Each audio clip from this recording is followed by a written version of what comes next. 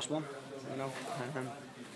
We set up to be positive, 3 forwards. I thought they probably edged the first half and we probably edged the second half. But I think again, unfortunately, we'll probably go away most people talking about the official. I've just had a chat with him with Neil Aspin about the sending off. Why? Two lads have been grappling all game.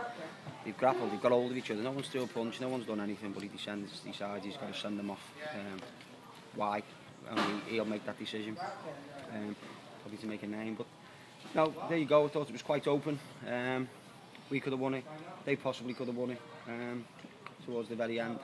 But I can't fault my lads. To lose your 2 full-backs, the way we'd set up was all around what the full-backs would do, and then I've got to put 2 midfielders in there, and then I lose George. So eventually, we've only got Dominic, who's only really played the last 2 games, anchoring the back 4. But I thought our lads were efforts, commitments, unbelievable, absolutely unbelievable. Give everything they could for the shirt, and unfortunately, on the day, just wasn't enough. Definitely, unfortunately, there was an incident at the start of the game off the field, but you and the team and Halifax seemed to keep your concentration while it was going on. It must have been disappointing for you as a manager as well. It is, we don't get involved. I mean, I just obviously seen, I think it was Halifax fans jumping over trying to go to Stefan. You don't need that in football. I don't know why they bother coming, if I'm honest. It's just stupid, there's kids here, people want to watch a game of football, 2 teams who respect each other, greatly, going at it, trying to get into the next round of the cup. And you've got some idiots who just think they've got to, I don't know, make a name for themselves, whatever. But there you go. I think what we've got to remember is there was 2 good sides out there today, went gung-ho, had a right go at each other. Probably 1-1 was probably a fair result. Definitely, no time to catch your breath. You've got to replay at their place on Tuesday. Yeah, my only concern is we've lost probably both full-backs. Paul Linwood's struggling. So, we go there, we're patched up. We've had extra time Tuesday. We've had a long, hard game with 10 men today. I've got to give all the credit to the players. I've just told them in there, I couldn't have asked no more from them. They give absolutely everything. And in the end, I thought we looked probably as if more like the team that goes on and wins the game when it went down to 10. I thought second half we were excellent. I don't think we got a lot off the official in free kicks. He seemed to, I think his arm was stuck one way. I think it changed at half time, it was stuck the other way. But all in all, we switched off from a free kick. It wasn't so much the ball in. Lads finished it tremendously, by the way. But my big gripe with our lads is why they didn't pick St. Houston, why we had a 1-man wall. Is just criminal when you've only got 10 men. But as I said, we can't knock the players. That commitment, attitude, effort was fantastic, and let's hope, you guys and everyone else were talking about the incidents on the pitch and not the incidents off the pitch.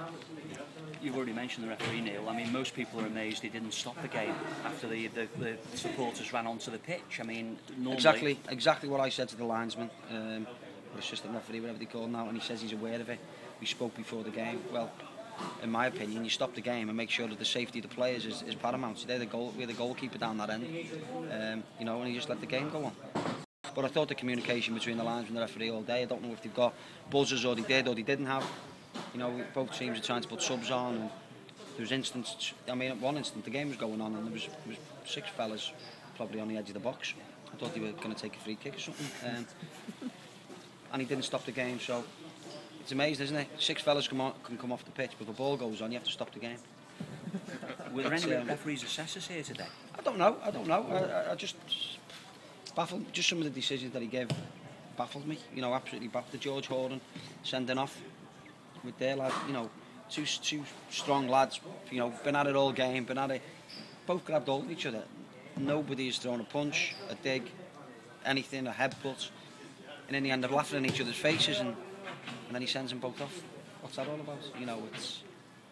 Unfortunately, we will talk about the incidents and we will talk about the referee, but really we should be talking about, two sides having a right go at it. And in my opinion, from our side, an unbelievable effort from my players, considering what went against them with injuries. Definitely. And how is the players looking for Tuesday? Because at the moment you look like you've got one fit centre half. Will George be suspended for that game? Or no, George's suspension won't be now for 2 weeks. We'll have a look at it, and I'm sure Halifax will have a look at it and just see if there's any way of appeal, but usually, there isn't. I'd speak to our secretary later because, as I said before, we'll have a look at it. George won't be suspended for 2 weeks. Dominic, maybe have Paul Limwood back. Matty McGinn's got a dead leg. They usually get worse before they get better. Wes Bain's got a groin, so that won't be available. So we just have to go there, patch ourselves up, and give the same effort and commitment we've given today. Thanks very much, Neil. Cheers.